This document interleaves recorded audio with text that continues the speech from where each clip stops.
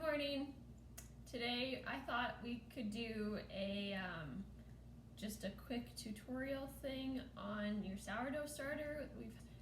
I feel like I need to preface to say that I am not an expert and that there are so many different ways of doing it. So this is just one approach. So this is what works for me.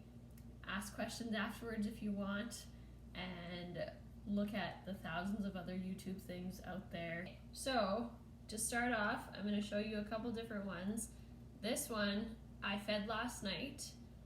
It doubled in size, but it was in my fridge. So I would say that I wouldn't want to bake with it today.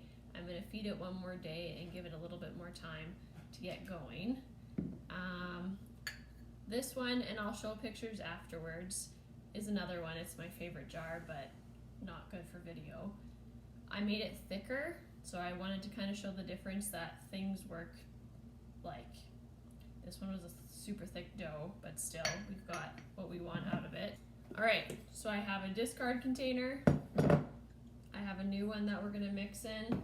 I have my water, I've got my flour, and all of my tools. So short and sweet of it is like I always do. So if you got started from us, you have essentially 2 tablespoons of starter, and that's the recipe that I like to follow. My mom found it, so I can't take credit for it, but it's the one that works. So for this one, we've got the 2 tablespoons, so I'm gonna discard some extra from this. So you can see it's kind of bubbly, so you know that it is active.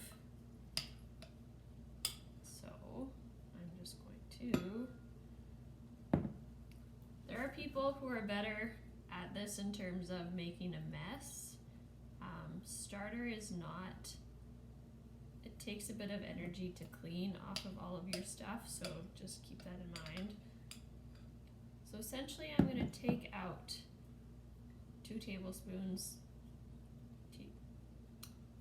I do not measure exactly. I think you can kind of do what you want. And then what's left in here, I would say, is about the 2 tablespoons.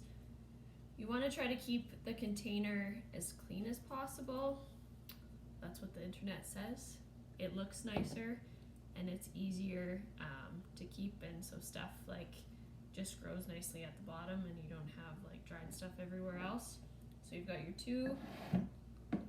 What I do next is you take your quarter cup of water, dump it in, and you mix it. So once you have it all mixed in, I find the more you mix just the water and starter, it's easier to bring in the flour afterwards. So you've just got a liquid. It is nice to see bubbles too, like you want to kind of aerate your starter as well. And then direction. So half a cup, dump it in, and mix it up again.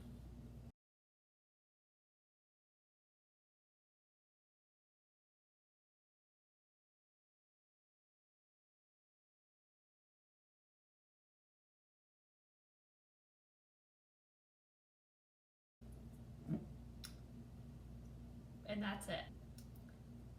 You have your starter fed, and like you can see it's pretty thick. So again, that's how I like it. A lot of people, so I've got my elastic band here. What I'll do is put my elastic on it where it's sitting. It's a nice gauge to be able to see how much it's risen during the day, because when it kind of more than doubles is at the peak of its performance, it is the most ideal time to bake with it. Sourdough starter is super flexible in my opinion. I'm not very good at always following directions, so I have baked really nice loaves when it's not necessarily at its prime. So I would just not be afraid to try different things.